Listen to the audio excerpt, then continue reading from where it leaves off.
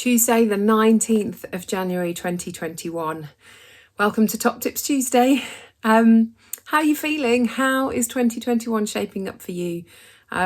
Maybe you are furloughed, maybe you've lost your job, maybe you are living alone, maybe your house is full and everyone is in desperate need of a bit of space.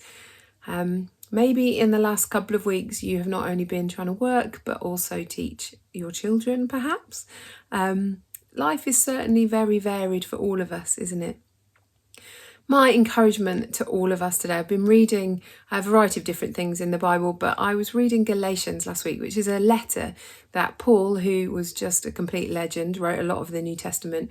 He was writing to the church in Galatia and just trying to encourage them. And at the end of his letter, he says this to them. He says, "Do not allow yourselves to be weary or disheartened in planting good seeds, for the season of reaping, the wonderful harvest you've planted is coming. Take advantage of every opportunity to be a blessing to others."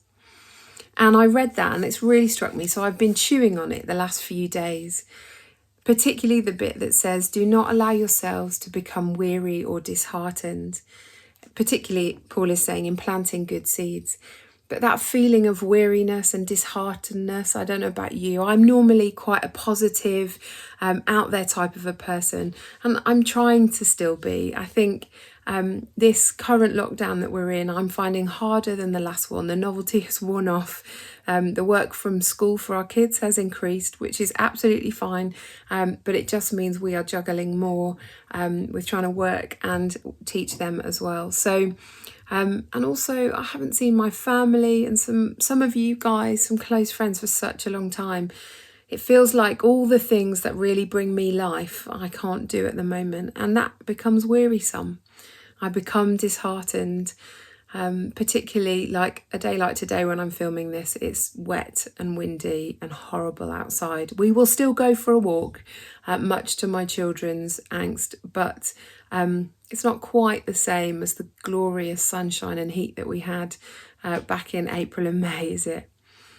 But Paul is encouraging the followers of Jesus back in the church in Galatia thousands of years ago to not become weary or disheartened in planting good seeds and taking advantage of every opportunity to be a blessing. And I felt like when I was reading this, firstly, there's the encouragement to not become weary and disheartened. And I know that my hope is in Jesus.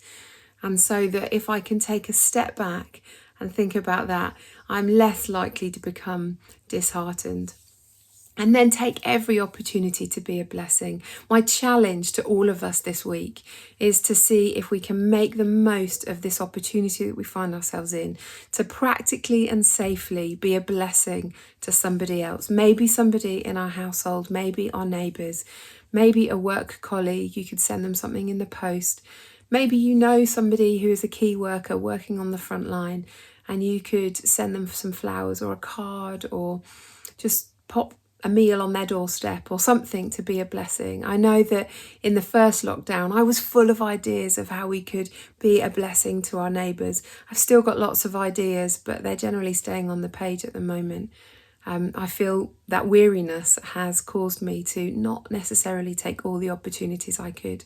So, as we enter this new week, as we look ahead and we don't know what the future holds, as we listen to news bulletins and everything is out of our control, let's take this opportunity to breathe deep, to breathe in the presence of God, to rest with Him and to not become weary and disheartened.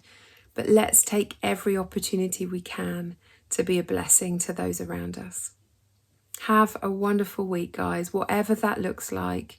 May you know the peace of God that transcends, that surpasses all human understanding, so that we can keep walking in His footsteps. God bless you all of my love, and maybe see you at some point soon in the future.